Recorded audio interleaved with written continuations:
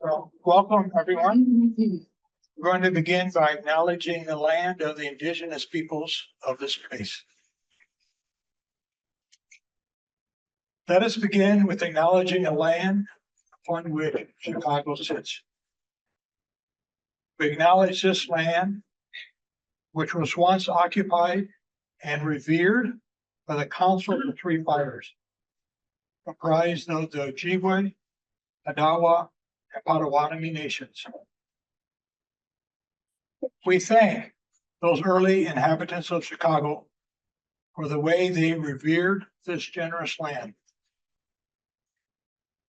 Let us here also remember all the indigenous peoples of the Americas. In particular, we remember our Lakota friends in South Dakota, with whom CTU has become friends for almost 40 years. I'll be going there next month to be with them. Thank you, Professor Roger Schrader, for beginning with that important blessing and reminder. I'm Sister Barbara Reed, President of Catholic Theological Union, and it is my very great pleasure to welcome you this afternoon, both to those of you here present in the room and those who are joining us from a distance. One of CTU's slogans is, "We write the books." Our faculty is one of the most prolific among Roman Catholic schools of theology and seminaries, and students in other theological schools study from the books that our faculty write. We're delighted that this afternoon, CTU's Bernardine Center is hosting this event and makes these new works written by our faculty more widely known through events like this. Bernardine Center was established 27 years ago with the blessing of Cardinal Joseph Bernardine of blessed memory to continue the work that was dear to his heart: reconciliation, peacemaking, dialogue, cultivation of church leadership, the pursuit of common ground, and affirming a consistent ethic of life. Continuing this work in the age of Pope Francis with a new turn towards synodality, it is an exciting time to reflect on the very nature of the church, which is what our colleague Steve Bevans is doing in his new book, Community of Missionary Disciples, The Continuing Creation of the Church. Steve is a divine word missionary, one of the core communities at CTU that has shaped all of us with a global and missionary vision of church, which is one of the hallmarks of CTU. This book is the summit of a lifetime of Steve's work. Steve officially retired from the CTU faculty in 2015, but you wouldn't know it. He has continued to teach, mentor students and new faculty members, serve on committees, give presentations all over the globe, and research and write, for which we are so very thankful. On a personal note, Steve has been one of my closest friends for the past 37 years. We were both part of El Grupo, new faculty members who banded together when we arrived here in the late 80s, 1980s, that is. Best of all was when Steve and I dreamed up a new course on feminist hermeneutics in Bible and theology in the early 1990s, which we team taught every other year for decades. You are in for a real treat tonight as Steve gives us a glimpse into his extraordinary work. I want to invite now Professor Steve Millies, Director of the Bernardine Center, to finish introducing Steve and to launch us on tonight's program. Steve. Good afternoon. I'm Steve Millies, a member of the faculty at CTU and Director of the Bernardine Center. The happiest task I have as Director of the Bernardine Center is when we lift up the work of CTU faculty members and celebrate a new book as we're here this evening to do. Annuncio vobis gaudium magnum. We have a new book from one of my colleagues. In this case, an important book, I think. Community of Missionary Disciples, the Continuing Creation of the Church arrives to intersect a number of important moments. This late stage of the now well-developed Francis papacy, the concluding second session of the Synod on Synodality, and perhaps I can say it also reflects a moment for its author, offering his most developed ideas. This ecclesiology that sees the church through the lens of mission is the right book for this moment, and its author is the right person to have written it. Stephen B. Bevans, a member of the Society of the Divine Word, is a long-time, much respected and much loved CTU faculty member. Today, as Sister Barbara noted, he is Professor Emeritus, more or less, of Mission and Culture. He's Commissioner on the World Council of Churches Commission on World Mission and Evangelism. He's also a prolific scholar with author, co-author, and editor credits on dozens of volumes, but I will single out two. Models of Contextual Theology from Orbis Books in 1992, and with Roger Schrader, whom we saw a moment ago, Constance in Context, a Theology of Mission for Today, also from Orbis in 2004. I suspect Community of Missionary Disciples will join those volumes as classics that define Steve's contributions to theology, and which also give Catholic Theological Union our distinct theological flavor, responding to Pope Francis's own summons to a fundamentally contextual theology capable of reading and interpreting the gospel in the conditions in which men and women live daily in different geographical, social, and cultural environments, and having as its archetype the incarnation of the eternal Logos, his entry into the culture, into the vision of the world, into the religious tradition of a people. Please welcome our good friend Steve Bevans, who invites us to build up a church that goes forth to find the gospel where God already is present in culture. Steve. Well, thank you very much, Steve and Barbara and Roger, for starting us off on this wonderful occasion. Certainly wonderful for me. And the first part of my presentation, I'm just going to say some thank yous, because if you ever write a book, or if you ever have written a book, you know that it is not something that you do by yourself. You do it with a lot of support. You do it with a lot of conversation partners in the sources that you read and that you and that you quote, you do it with friends. And so I just want to say a few words of thanks. And first of all, thanks to Steve Millies and Peter Cunningham for making this afternoon possible. I think when I would talk to Steve about, I'm not sure if Orbis is going to accept this, it's too long and everything else. And he said, when it's published, we'll have a book launch. And here we are. And so I'm so grateful to Steve and to Peter for making this happen. And as I say, I want to thank Steve, not just for organizing this afternoon, but by being an amazing friend and an incredible colleague, and someone who supported me so much as I was working through and sometimes struggling with and worrying about the book.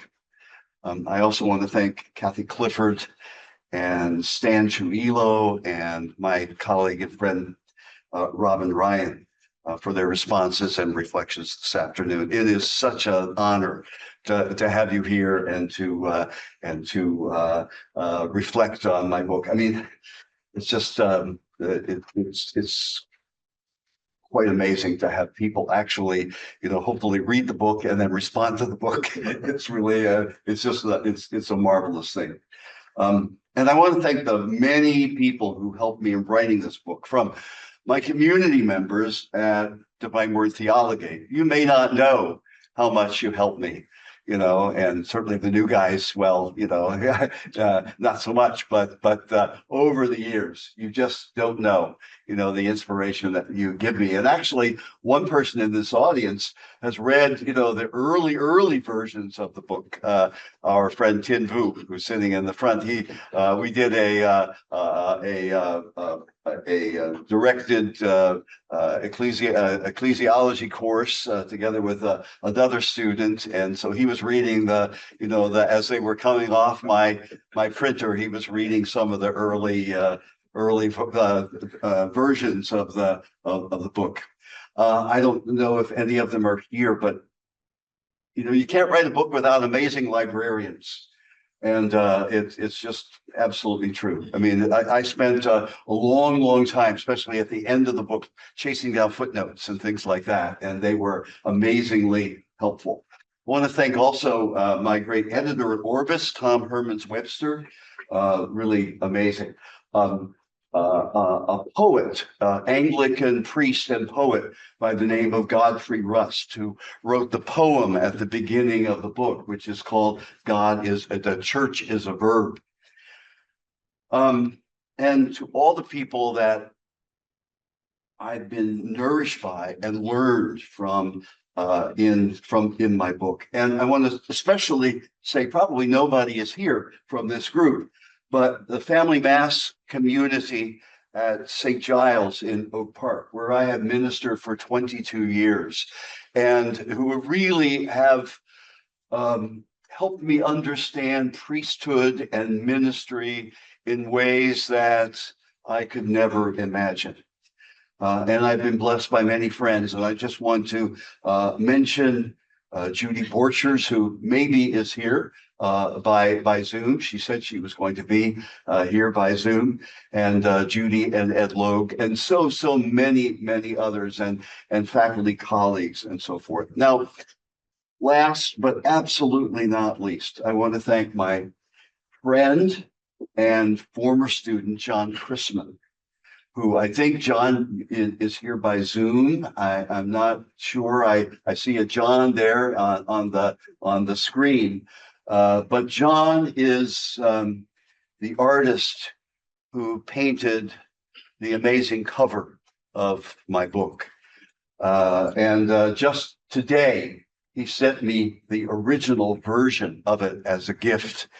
And I'm just, overwhelmed and really thrilled by this. Everybody, John, who has seen the cover, absolutely loves it. And actually, there's a whole ecclesiology, I think, in this piece of art. When I was writing the book, I was about halfway through the book, and I said, I was thinking, what image can I have? And I got the idea of asking John if he would paint the cover, because I've used some of his work on some other books of mine as well. And I said, some kind of procession or something like that. And then I got the idea of the Filipino custom of bayanihan. In Tagalog, bayan means people. And bayanihan is a Filipino custom where if someone in the village needs to move their house from one place to the next, they all gather together. In the Filipino case, the men put the house on their backs, and the women cook and the children play, and it's just a whole fiesta, for this. And I thought, what a great image for church. A pilgrim people, a people working together, a people who have direction, but everybody is involved in the work of this. And so as you see on the cover here, and if you have copies of the book and you see it here, way in the back, you see the people carrying the church building. It's almost like, as 1 Corinthians says, we are God's building. So I wanted to just, the people to just go up into the church building. And I told John, it's very small here. I said, I don't just want men carrying the church building. I also want women. And if you notice too, there are some Africans in the picture, Caucasian woman, at least one, and sometimes Latinos and Filipinos. You can confuse them sometimes. So there's Latinos in there, and there's Filipinos in there, and so it's kind of a snapshot of the Catholic Church, the Church of Catholicity. It's a local custom, and yet there's a universal sense of it. So right there. I think, in some ways you have the whole ecclesiology in this marvelous painting by John Christman. So John, thank you very much. And I wonder if we could just give a hand to John.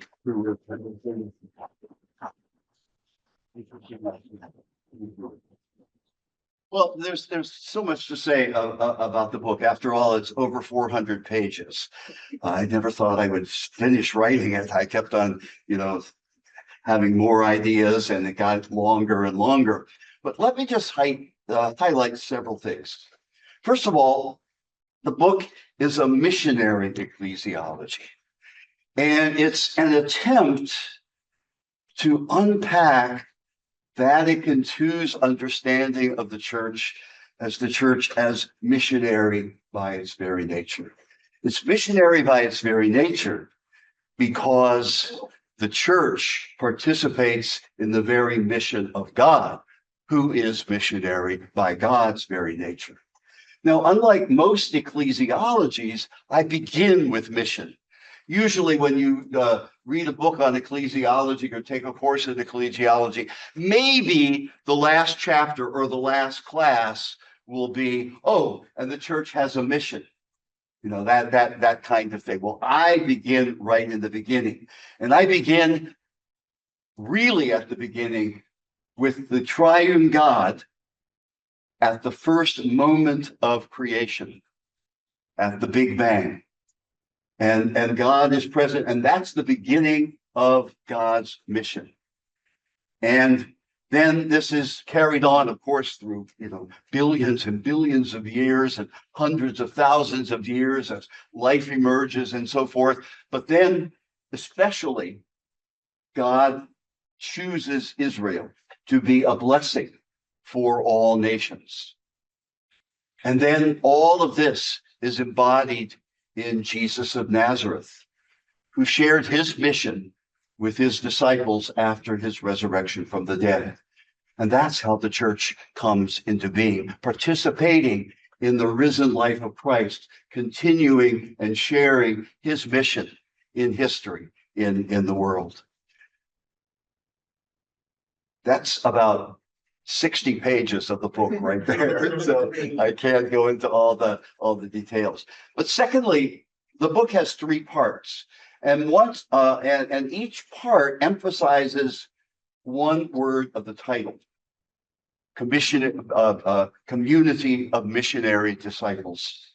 So part 1 reflects on the church as community of missionary disciples. As I said, I begin with mission. So God's mission, of course, that is shared by the church. Then part 2 focuses on the church as community of missionary disciples. And here I look at the mystery of the church, expressed in the images of people of God and body of Christ and temple and creation of the Spirit.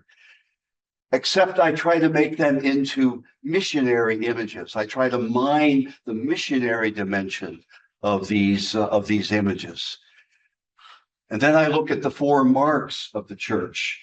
But because this is a missionary ecclesiology, I turn the marks on their head and begin with apostolicity, and then Catholicity, and then holiness, and finally unity. And they are not so much adjectives, I think, but they are rather verbs, or adjectival verbs, you might say. Then part 3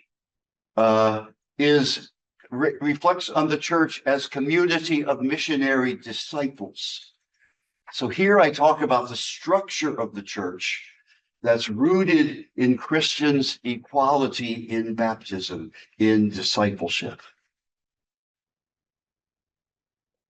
Third point I want to make is the focus on discipleship is my attempt to try to speak of the church's structure without the clergy laity dichotomy. I think that is dangerous. And I think we've reaped the fruits of that as we have dichotomized clergy and laity. Who gets more power? Are they taking power from me? He won't give me the power, if we think of ourselves as first and foremost disciples, then I think that might be a way that we can look at it. So we're all disciples, what I call baptismal missionary disciples.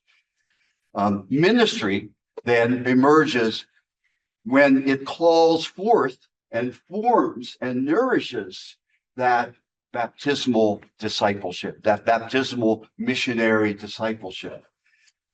And then ordained ministry is about overseeing and ordering the community of disciples, the ordinary baptismal missionary disciples, and also the ministerial missionary disciples as well. So I think in this way, the book is shot through with a commitment to what we today call synodality.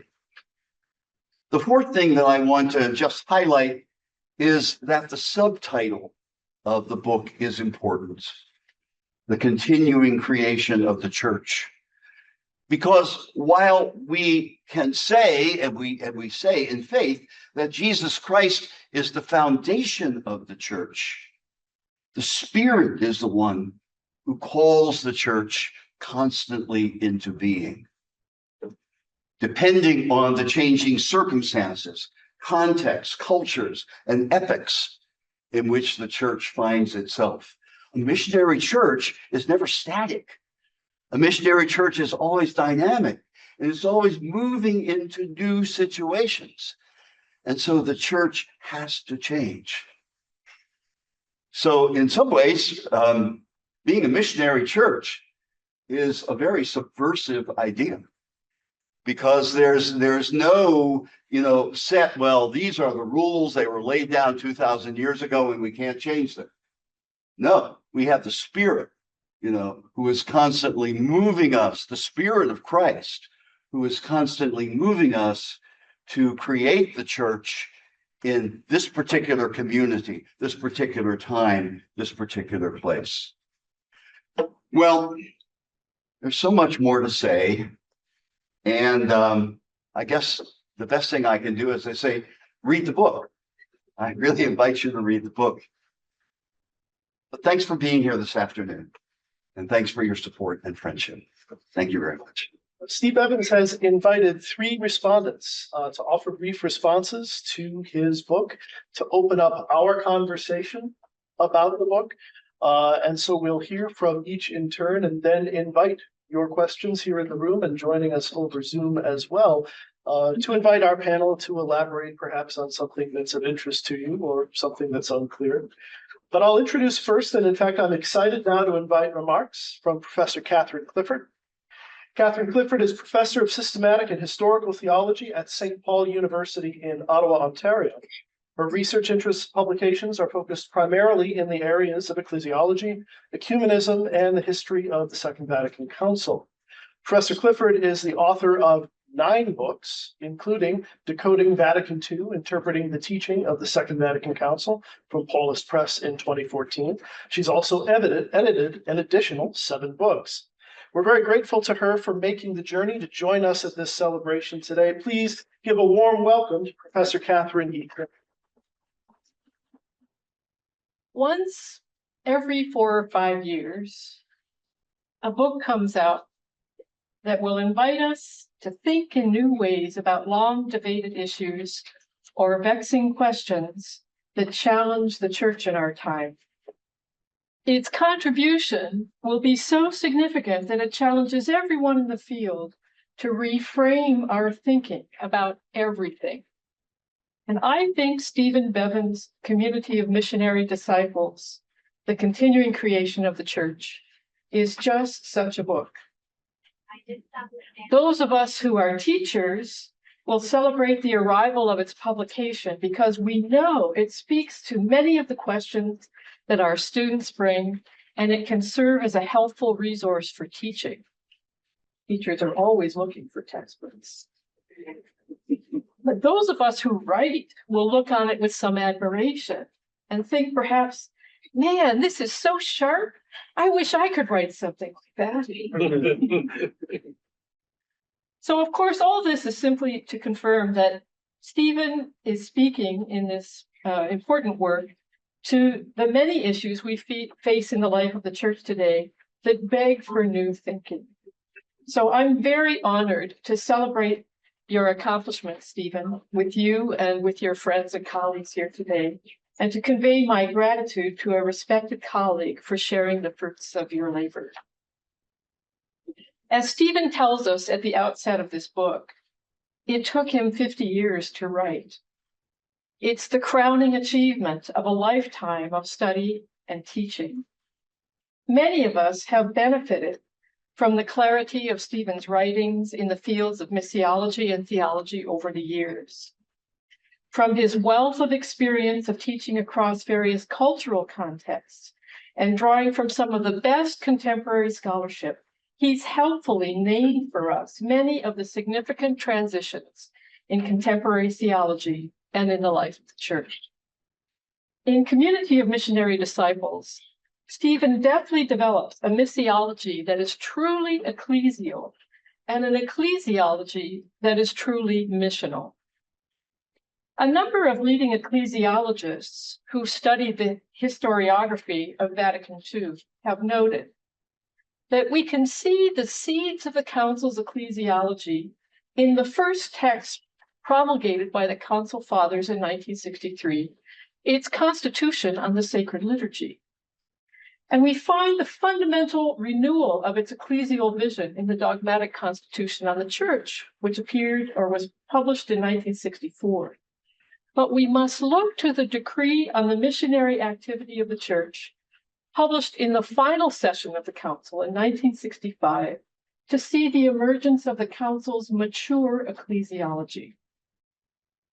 Bevans unpacks for us the implications of that document's fundamental insight that the whole church is, by its very nature, is mission. By virtue of the grace of baptism, all those who are called together by the risen Christ and empowered by the Spirit are made participants in God's own mission. The church, caught up in the dynamic of God's sending of the Word and the Spirit, is the fruit of God's ongoing work of creation. And as Stephen has aptly shown, the church is continually called into being by the Creator. As God's pilgrim people, we never fully arrive at a perfect realization of the church on this side of the eschaton. Rather, we've been entrusted with a tremendous task. I was thinking, classically we talk about the church as Gabe und Aufgabe, as a gift and a task, as a call and a response. For the church to fully realize its vocation here on earth, all the baptized faithful are called to participate and to contribute, each according to their gifts and charisms, into the continuing creation of the church, or to engage in what the Jesuit theologian and philosopher Bernard Lonergan has referred to as the self-constituting process of continual learning under the Spirit's guidance. In this process, somebody told me, Steve, that you're a secret Lonerganian. So I had to sneak that in, sorry. So in this process, we're constantly engaged in self-reflection as co-responsible subjects and must commit ourselves with humility to purify, renew, and reform the many aspects of our common life that are a less than faithful reflection of Jesus' way of being in the world. The continuing creation of the church is a self-correcting process, requiring that we learn the habits needed for continuous discernment, rooted in a permanent culture of listening to the Word and the Spirit. These are some of the lessons that we're learning in more intentional ways through the experience of the Synod on Synodality, which will convene again for the second session of the General Assembly in Rome, just 2 weeks from now. I couldn't resist making the connection because I think this book speaks to everything we're wrestling with in the Synod, and I want every delegate at the Synod to read this book. The synthesis report that summarized the reflections and proposals of the first session held in October of 2023 speaks of our effort to become a more synodal church, a church of missionary disciples, or, as it said, called in the Instrumentum Laboris for this next session, a missionary synodal church. This work that we are undertaking in the Synod is referred to as a true act of further reception of the Second Vatican Council, prolonging its inspiration and reinvigorating its prophetic force for today's world. In Community of Missionary Disciples, Stephen shows quite clearly the trajectory from the community of disciples, the first community of disciples to the church in our time, but especially from Vatican II's recovery of a missional understanding of the church to our deepening awareness of the need to re-examine our structures, ministries, practices, and procedures in the church today if they are to fully enable all baptized Christians to live as missionary disciples. So I've been invited to put on my hat as an ecclesiologist this afternoon and to reflect briefly on some of these key insights, and I want to focus especially on part 3 of the book, on the structure of the church, where Stephen reflects on the church as a community that organizes what it does in the awareness that structure must serve its mission. First, let me underline how these chapters respond in a very timely manner to our need for a clearer articulation of one of Vatican II's key insights, the priority of our baptism for understanding the church, and grounds the fundamental dignity and equality of all the Christian faithful, all of whom are co-responsible for the life and mission of the church. Now, I've been teaching ecclesiology, the study of the structures and ministries of the church, for 30 years. About 20 years ago, I set a goal for myself as a teacher, which now appears as a learning objective in all of my course syllabi, that students engaging in the study of the church should come away with a deeper awareness of the dignity and responsibility of their baptismal calling. Listening to my students, many of whom are actively engaged in their parish and diocesan communities in various forms of ministry, I came to see that very few experience themselves as belonging to a people or of having any real agency in shaping the life and practice of their communities. One of the most astonishing things to emerge from the extensive consultation of Catholics from around the world that preceded the General Assembly of the Synod on Synodality is that this experience is sadly all too common. Indeed, ordinary Catholics were shocked, astonished to be asked to share their experience and reflections on the life of the church. No one had ever asked them before.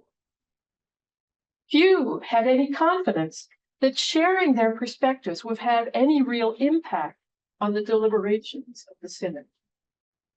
We have a very long way to go to put these insights into practice. Bevans helpfully gives priority to the call to baptismal missionary discipleship, building on the work of Kathleen Cahalan, to describe the features of this calling to be followers ready to learn always from Christ, the one teacher, to be worshipers who offer the gift of themselves as a spiritual house and a holy priesthood, to be witnesses and prophets blessed with a sense of faith to discern the truth of the gospel, to be neighbors welcoming all to a radically inclusive community, and to be forgivers who know God's mercy and stand ready to share it with others, and stewards caring for the goods of God's creation. In subsequent chapters, Bevans reflects on the style of leadership and the skill set required of leaders in a church of missionary disciples. He observes that following the pattern of the New Testament, priesthood is applied primarily to Christ, and secondly, to God's priestly people, where the ministry of the presbyterate or the priesthood of the ordained is always at the service of the unfolding of that common priesthood in the world. Strong missionary leadership must be committed to recognizing and empowering people's dignity and giftedness through relationships that honor the particularities of each community with their cultural values, their spiritualities, and unique journeys of faith.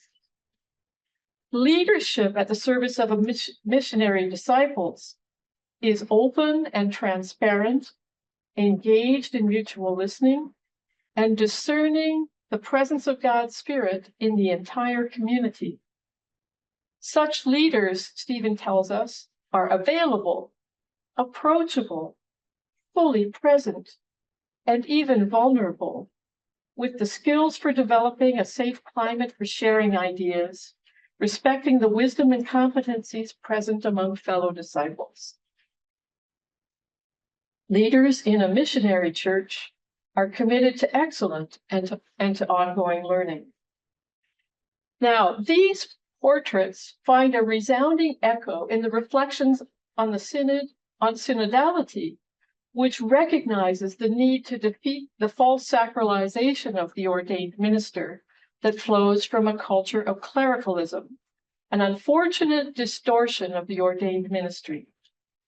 To become a missionary synodal church, synod delegates are calling for much greater attention to the formation, to new ways of formation for all the baptized faithful, as well as for a rethink of seminary formation and the formation of all ecclesial ministries, both lay and ordained, formal and informal, to instill a deeper consciousness of ministry as being rooted in and at the service of the baptismal priesthood. At the same time, the Synod is calling for greater transparency and accountability on the part of church leaders, including a commitment to regular performance reviews and strengthening their culture of ongoing formation. In a chapter on ministerial missional disciples, Bevans explores the recent development of new ecclesial ministries, both informal and formal. Official Catholic teaching has really struggled to embrace the shift present in Vatican II teaching from a model of lay ministry as participation in the apostolate of the hierarchy to the laity's own share in the mission of the people of God in the church and in the world. From being auxiliaries or supplementary personnel filling the gaps during a temporary shortage of ordained ministers, to stable and permanent ministries within a new configuration of collaborative leaders, both lay and ordained, called by the Spirit in our time to support the mission of the whole church. The explosion of new lay ecclesial ministries, though largely unanticipated by the Council, was enabled by the recovery of an understanding of baptism as grounding the fundamental identity and equality of all Christians. In this vision, all ministry is aimed at leading the community of disciples to greater participation in God's mission in the world. Reflecting on all ministries within the framework of missionary discipleship enables us to move hopefully beyond that unproductive binary that Stephen referred to between the clergy and the laity, towards a non-competitive image of diverse ministries working collaboratively for the same purpose. Bevans rightly observes that Pope Francis has gone further than any of his predecessors in giving local churches greater freedom and creativity and initiative to establish new forms of instituted ministries rooted in baptismal dignity and inclusive of both women and men. These developments, he observes, open the possibility of a fuller and more formal integration of various forms of lay ecclesial ministry into the stable structures of each local church. These are points that have arisen very often in discussions at the synod underway, but have yet to be adequately articulated. The final 2 chapters of the book are devoted to ordained missionary discipleship, namely the ministries of the episcopate, the presbyterate, and the diaconate. The first recalls the historical evolution of these ministries, helping us to see how they were adapted to different missional needs at various times of history, while the second invites us to reflect on the need for more relevant forms of these ministries today. Contemporary discussion of women's diaconal ministry is set against this background. Bevans rightly argues that an understanding of ministry for the future must be rooted not in a state, in status or privilege, but in the equality of baptismal missionary disciples. His survey of the reception of the Council's teaching on ministry as service points up some of the questions that continue to dog us today, including a resistance to its renewed theology of the presbyterate and to the full restoration of a permanent diaconal ministry in every local church, the matter of restoring women to the permanent order of the deacon, and the need for understanding the ministry of the Bishop of Rome as a service to the local churches. In an even-handed and theologically and pastorally informed manner, Community of Missionary Disciples sketches out the agenda for Catholic ecclesiology and for the ongoing renewal of the church for years to come, insisting at every turn that reframing these issues from the perspective of discipleship will be a key to genuine renewal. The impressive scope of these reflections merit close considerations of anyone who wants to ponder the future of the church today. Thank you. Thank you, Stephen. Reminding everyone that this conversation about a church that is synodal and missionary and open will be incomplete without your contributions after we've heard from our respondents. Please be thinking about your questions for the chat or to raise your hand on Zoom, or even is in the old-fashioned way here in the room. I do now want to turn to our next respondent, Professor Stanchu Elo, who is no stranger to us at Catholic Theological Union, most recently offering the 2023 Louis J. Luzbatek SVD lecture, which he called "Where is the Center of World Christianity Today? The 5 Frontiers of Mission and Theology." He's a priest of the Ogu Diocese of Nigeria and research professor of World Christianity and African Studies at the Center for World Catholicism and Intercultural Theology at DePaul University here in Chicago. He's also honorary professor of religion and theology at Durham University and visiting research scholar at the Institute of African Studies of the University of Nigeria. Additionally, he is the author or editor of numerous books, including, to name just one, A Poor and Merciful Church, The Illuminative Ecclesiology of Pope Francis, from Orbis Books in 2018. Please welcome our friend, Professor Stanchu Elo. Thank you very much, Stephen, and thank you, everyone. It's such an honor to be here. When I accepted to write a review of Community of Missionary Disciples, the continuing creation of the church, I look forward to learning from someone who is one of the most important, original, and consequential missiologists of our times. I was not disappointed after reading this work.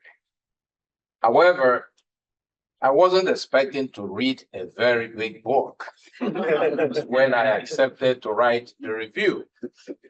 However, once I began reading this 438-page work, I couldn't stop because it is a compelling work.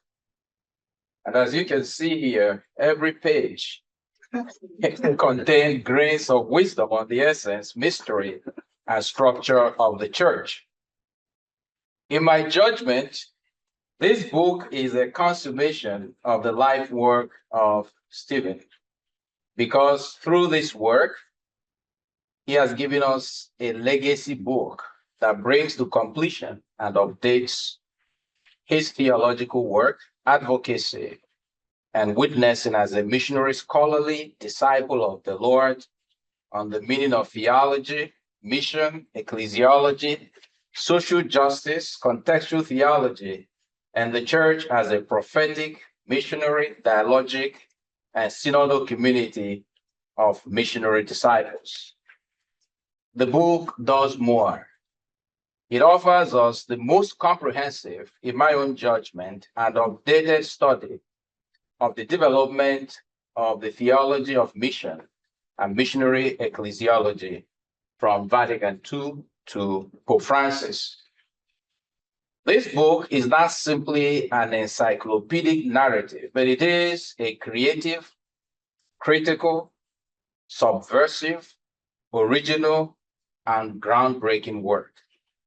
It challenges any restorationist ecclesial agenda of mission and of being church, as well as gives a rational, and I would say very biblical, very thoroughgoing biblical and theological justification for rejecting any essentialized notions of church, mission structures, and ecclesial practice that do not have a missionary orientation of embodying, demonstrating, and proclaiming God's dream of creation.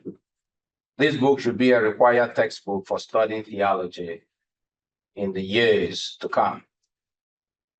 I will highlight 3 important points, and I will raise and press Stephen on 1 or 2 points from an African theological perspective for our continued conversation. Now, I think the 3 fundamental questions answered by this book are: 1, what is the theology of a church needed at this point in time in history that is thoroughly missionary, rooted in God's triune missionary nature, where the people of God, each responding to God who calls them, can use their baptismal gifts and participate in the mission of God as firstborn children of God in a servant church.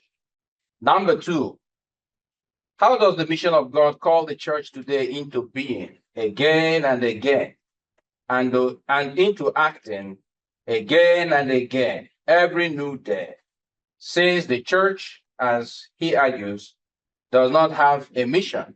Rather, God's mission has a church that is constantly being created and recreated to be fit for purpose as an imperfect instrument for realizing in history the fruits of the eschatological kingdom of God. Number 3, how can the structures, pastoral priorities and practices, institutions, ministries, authority structure, charism in the church today be understood and lived so that all the people of God can live fully their calling as missionary disciples for the constant creation and recreation of the church and the world?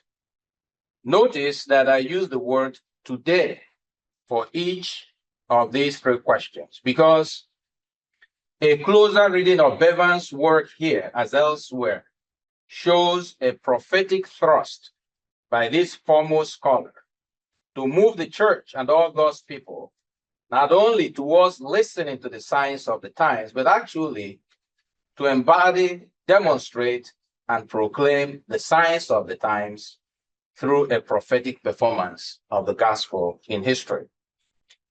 Now, I'll go to the first question, especially the poem with which the book starts. The church is a verb, as Bevans argues, using the poem by Godfrey Rust with the same title. I think that this is the hermeneutical key for understanding this book in many ways, according to my own interpretation. First, Bevans is calling us to embrace a church that is alive in the spirit and is being renewed, reformed, revived, and saturated with the fresh waters from diverse cultural and spiritual sources, canalizing into this vast ocean of the inexhaustible power and riches of God's love, life, and action in the world. Second, Bevans is highlighting a significant movement away from a prototype church rejected at Vatican II. Such a church that is a prototype church is always more of the same, and its essence is ahistorical and must be replicated by rote everywhere, even as the gospel crosses different cultural and spiritual frontiers. Thus, for Bevans, the church is an open narrative of God's action in the world through missionary disciples who are learning together and leaning on each other and on God in a humble spirit in carrying out what he calls Jesus's burning vision of a world built anew on a kinship that we all share between humanity and God, between humanity and all creation, and among all the peoples of the earth. Third, the church is a verb because it is an action that is done, not a static reality. It is missionary through and through. It is a process that is always in the making, multiple and diverse in nature, because every missionary disciple is a divine experiment that cannot be contained in one vessel. So also the church. The church is a verb because it dynamically mediates a way of being in the world for the people of God that is always receiving and giving mutually from God, from creation and back into creation, so that the fresh and renewing power and love of God is refreshing everyone and giving birth to new realities.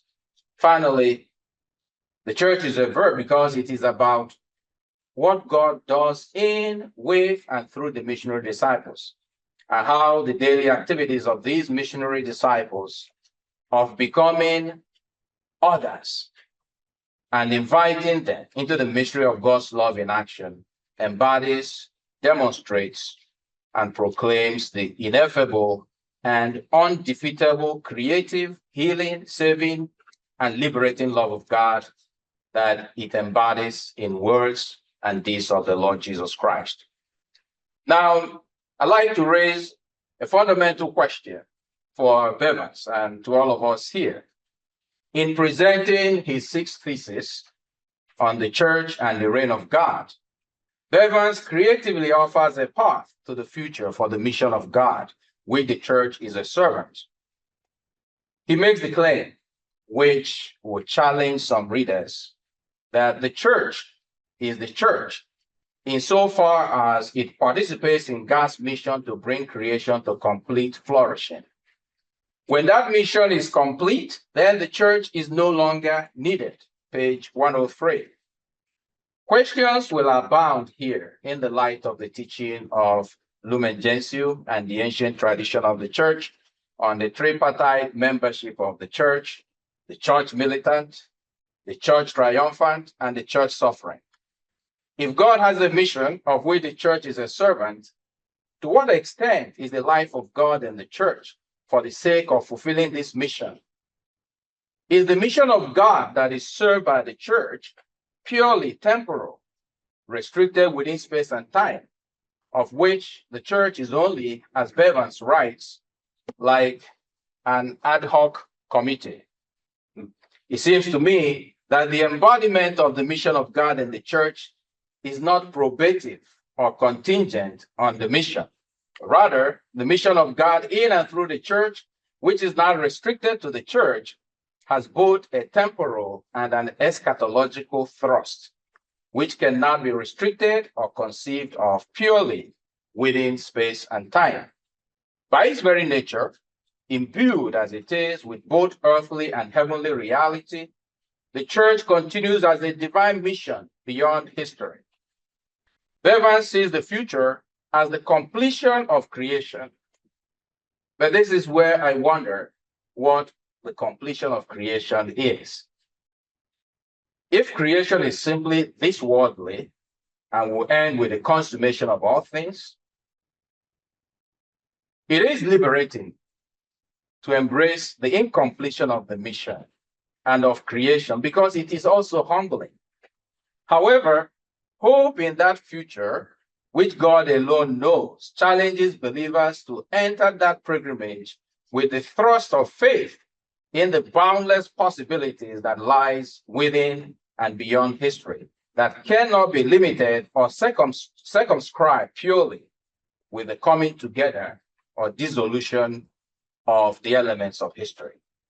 Creation is gifted by the caress of God, to use Pope Francis's words in Laudato Si, and bears a divine imprint.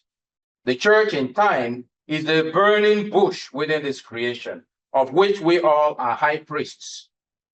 Laudato Si invites us to embrace creation as a mystery, unlike we would do with nature. Just as Bevans invites us to embrace the church as a mystery imbued with the hidden presence of God. I am thus frightened by the thought that all these beauties and mysteries we celebrate will simply disappear. I am not convinced about the prospect of seeing the church simply as a conveyor belt for transporting the mission of God, and that the church as conveyor belt will be discarded when the goods of mission have been delivered. What of the divine spirit and all the fruits of this presence in the church? As an African theologian, I see here the perennial struggle in Catholic theology, especially in the West, to explain all things and rationally make sense of all things. This is rooted in the dualism in Western thought of the sacred, secular, the spirit and body, heaven and hell, which always lurks in the horizon between the church in this temporal sphere and the church that no longer will exist in the end, the here and the hereafter, this earth and the life of the world to come. African theologies will see the pilgrim church here, the church here and now, and the church of heaven as mutually inserted and mutually enriched in the sacred dance of love, in the bond of relationship and participation through a communion of life that is ancestral in terms of cyclical history rather than chronological in terms of successive linear history. In this ancestral history, nothing is lost that is genuinely human, life-giving, and of God. All contributes to the recreation and consummation or fulfillment of that divine energy that holds all things in being for human and cosmic flourishing. Now, for the sake of time, I will go to my conclusion because Kathy has already talked about part 3. But I'd like to mention that in beginning that chapter, that part, that Stephen does something really very beautiful when he makes a very powerful point that missionary disciples are all leaders. And so he begins to discuss leadership even before going towards the different levels of participation in discipleship. Now, he also makes the claim that vocation is ministry, and it's not just simply you have a ministry because you have a vocation to the priesthood or to the religious life, but being a Christian in itself is a vocation and is a call to leadership. And I think that the argument that he makes here is very compelling.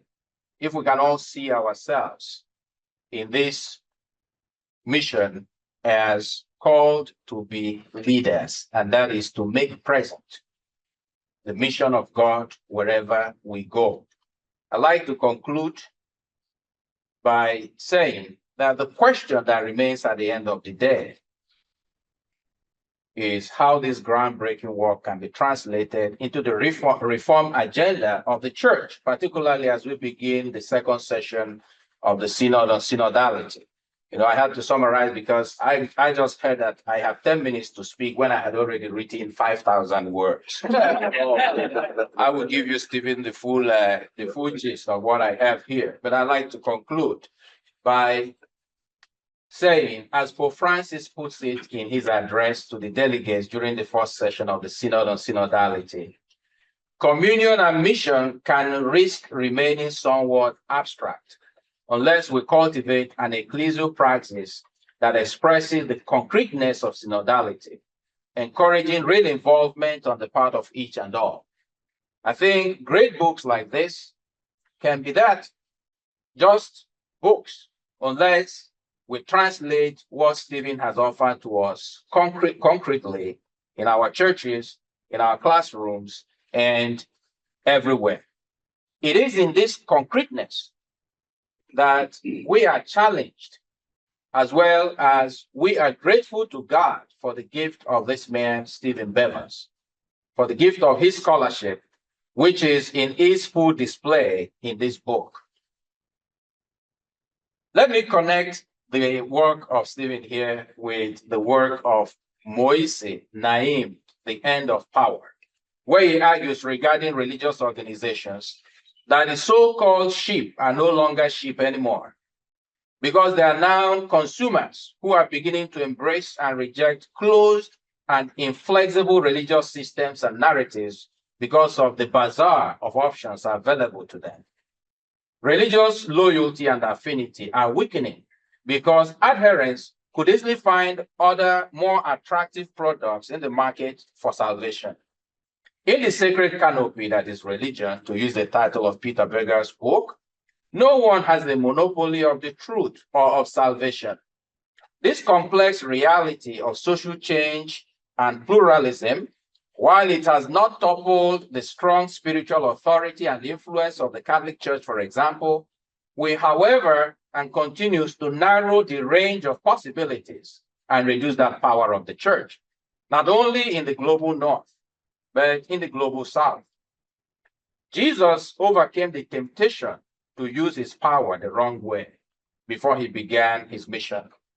I think that this book is calling the church out from this movement away from the mission because of the wrong use of the power that God has given us, whatever that is. Bevans has done a subtle takedown of how the wrong use of power, and if you like, the way power is understood in the church, continues to harm the mission of God, that the church is a servant. Indeed, his book is a call for an inversion of power, or like Pope Francis would say, an inverted pyramid, so that the church becomes like a polyhedron. The crisis of authority, not only in the church, but in the world today, is rooted in the abuse of power, especially power over rather than power with, our ability to work collectively in order to achieve the common good.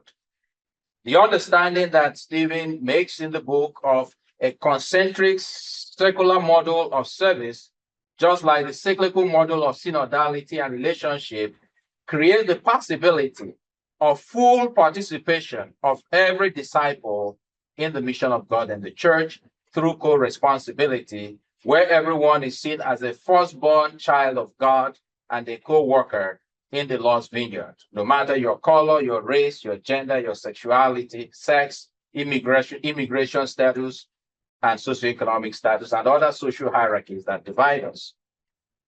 Baptismal missionary disciple is at the middle of this concentric circle.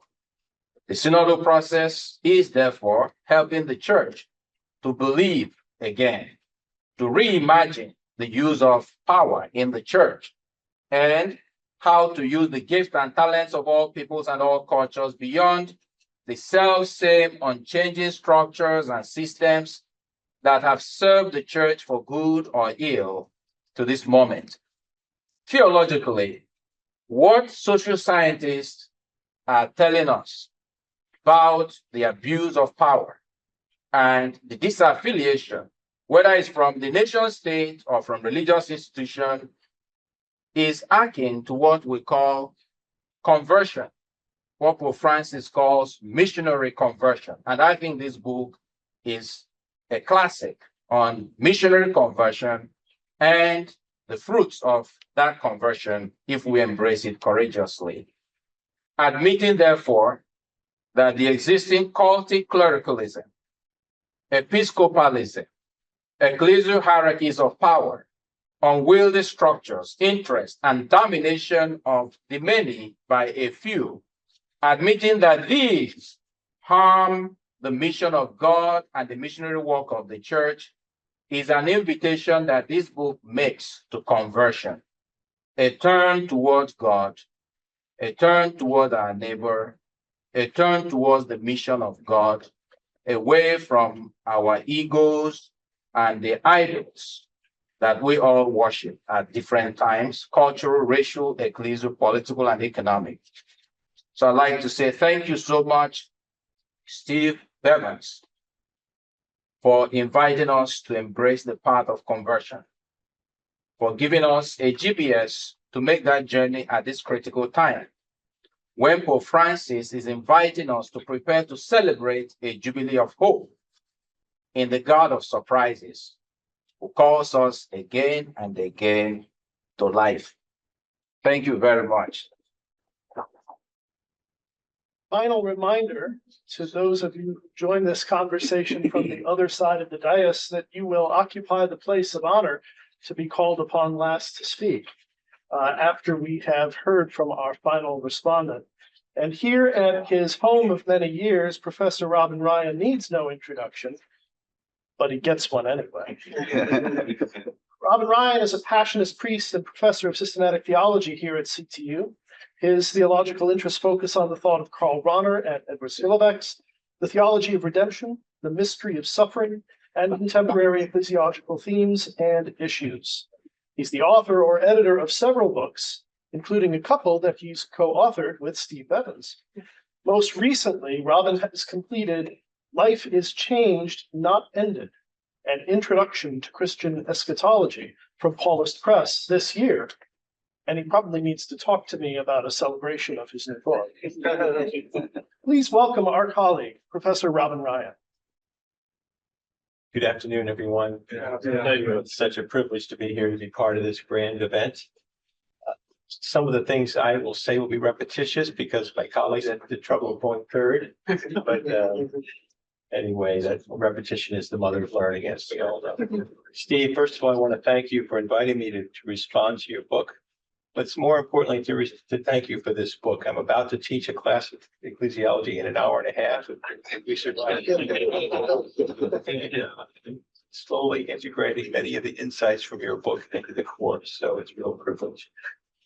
As Steve himself said, and as my colleagues have mentioned, this is the work of a lifetime of discipleship and of scholarship. A product of someone who has thought about the church, taught about the church, and lived as a member of the church for many years. For that reason, it must be approached with the utmost respect and gratitude. It reflects the wisdom of a committed and thoughtful Christian theologian. It's a work not only of in-depth, precise, careful scholarship, but also a book of wisdom. Near the beginning of the book, Steve speaks of the need to make ecclesiology more missiological, believing that it has not been missiological enough heretofore. This reflects, obviously, his extensive knowledge of missiology and his vocation as a member of the Society of the Divine Word Missionaries who are here in force tonight. His conviction that the church and mission are inextricably linked. I think that Steve does succeed in his goal of making ecclesiology more missiological in this book. His cherished phrase, "the mission has a church," repeated often by students around here, especially SVD students. And his other phrase that he loves to say, "the mission is the mother of the church." Those two really kind of sum up much of his perspective on ecclesiology. This perspective is one that generates a very dynamic view of church, as Stan has just said. A church on the move, a church that is a verb, in Steve's words. A church not self-absorbed or outward or inward centered, but outward centered, other centered. I was thinking of this as I was thinking about this book, Pope Francis's recent trip at 87 years old with medical problems in a wheelchair going to Oceania and Asia, which there would have been a million reasons not to do that, but he did it anyway. That's the church as a verb, an outward centered church. Readers of Steve's book will get double or even triple for their money. Though not strictly speaking a history of ecclesiology, readers learn a lot about the history of ecclesiology in this book. Though more than a theology of ministry, Steve's extensive discussion of ministry in the church, especially in the last part of the book, constitutes a developed theology of ministry, a carefully thought out theology of ministry. And all of this within the framework of a constructive ecclesiology, which is Steve's main intent. He carefully constructs a theological understanding of the church in the three main parts of the book: the essence of the church, the mystery of the church, and the structure of the church. I found Steve's discussion of the relationship between the reign of God, or as he likes to say, the kinship of God, and the church to be helpful. This is a theological topic that's not always easy to discuss or teach, which has been the source of some debate in recent years, including responses of the Vatican to certain ecclesiologies that they thought was insufficient about this. So Steve's 6 theses, I think, are balanced and illuminating. First, the subordination, the thesis of subordination. The church is an instrument of God's reign in service to that reign. Secondly, the church and the kingdom are not a separate reality. Church, as he puts it, is a proleptic anticipation of the reign of God. Thirdly, the church is not God's reign on earth, since it's simul justus et peccator, one at the same time, just and sinner. Fourthly, the kingdom is present in the world outside of the church, articulated in Nostra Aetate and Ad Gentes and many other writings. Fifthly, it's primarily to God's reign that all are called, rather than primarily to the church. And sixthly, and this will touch with what Stan just said, the church is provisional. I find these theses to be helpful and balanced. Though I grapple a bit with number 6, the provisionality of the church. We discussed that with my own, I'm a Ronarian, so there's Ronner in there, there's Dulles in there, there's Casper in there, there's some others. And Ronner, I know, leaned in that direction with the famous essay in Theological Investigations. Steve's mention of the ad hoc committee that Stan already talked about for the church, it made me think the church is like a committee that's assigned a specific task, but then goes out of existence when the task is fulfilled. Though I wonder if the conception of a heavenly church by early Christian theologians like Augustine should make us think twice about speaking of the church as provisional. I go back and forth on this one. Steve's description on page 105 is, I think, a good summary of his view of the church, in which he employs his favorite notions of embodying, demonstrating, and proclaiming that he uses throughout the book. The mission of the church, he says, is to embody, demonstrate, and proclaim God's dream for creation that Jesus called the reign of God. I wonder if the most challenging part of that threefold vocation is the embodying part, because there are times in which we seem to obscure God's dream for creation, not to embody it. This task of embodying the reign of God brings to mind the model of church as sacrament that was developed by many theologians like Henri de Lubac and Karl Rahner. In his conception of the structure of the church, Steve portrays a threefold structure, as we've already heard: baptismal missionary discipleship, ministerial missionary discipleship, and ordained missionary discipleship. I found this description to be illuminating. All vocations, everything is grounded in baptism, giving Christians a shared identity and vocation, a participation in the mission of the people of God and of God's mission itself, avoiding the strict dichotomy, as we have heard, between laity and clergy that has so dominated church talk and worldview in past years. The call to discipleship is common to every member of the church, and ministry of the church is meant to animate and serve the living out of that discipleship by all of God's people. Consistent with this threefold structure, Steve takes the position that while every member of the church is called to missionary discipleship, not every member is called to ministry. There's a difference between John, a member of the parish visiting a good friend who's in the hospital to provide comfort and care, and Mary, as the director of ministry of care in that parish, visiting the same person in the hospital. Mary's role is a semi-or official representing the community. Steve recognizes, though, that the line between these is often a blurry one. This is an issue that I've struggled with in teaching ecclesiology, and I've noticed distinct approaches to it in the writings of different theologians. Is every Christian called to ministry? One finds different answers to that question in the theological literature. Steve's discussion of ordained missionary discipleship is important, I believe, especially because of the current reality of ordained ministry in this country, at least, and some other countries I know as well. I say this having taught for 9 years in a diocesan seminary and for 17 years here. And having worked with Steve and learned from him and attempting to develop a distinct understanding of priesthood and religious life. Steve's view of ordained ministry is grounded in his theology of baptism and is very service-oriented. The ordained are called to serve and to cultivate baptismal missionary discipleship and ministerial missionary discipleship, to call it forth and to animate it. Discipleship and mission form the foundation of the priestly anti-diaconal identity. The priest or deacon is first and foremost a disciple of Jesus Christ. Steve appreciates Pope Francis's image of the ordained walking with the people of God. Interesting, yesterday at St. Thomas, the local parish, there was a festive liturgy for the anniversary of the parish, 100 years of anniversary of the church.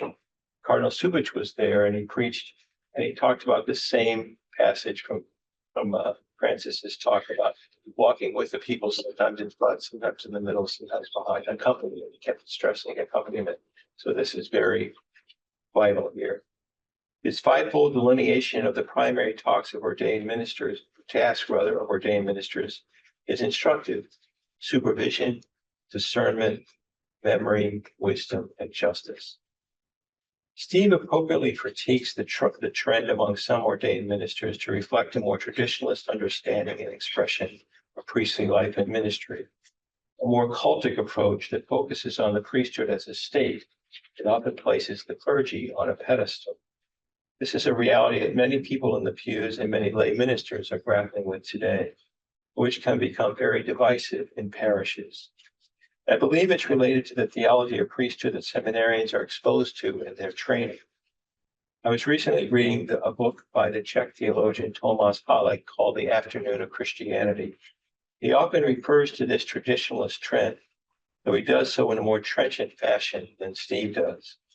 I've grappled with this development myself and have not come up with easy answers to the problem. I do think, however, that we need to delve below the surface of this trend and ask about the reasons for it. Among some younger priests, especially, as well as seminarians, rather than just to chalk it up as ignorance or psychological immaturity or nostalgia. I think we have to ask, why is this happening and what does it say to us? My final reflection is simply that Steve constructs an ecclesiology that in many respects aligns with the vision of church that Pope Francis has given us, and Kathy and Stan have talked about this already. References to two passages in Francis's The Joy of the Gospel abound. They're found throughout Steve's book.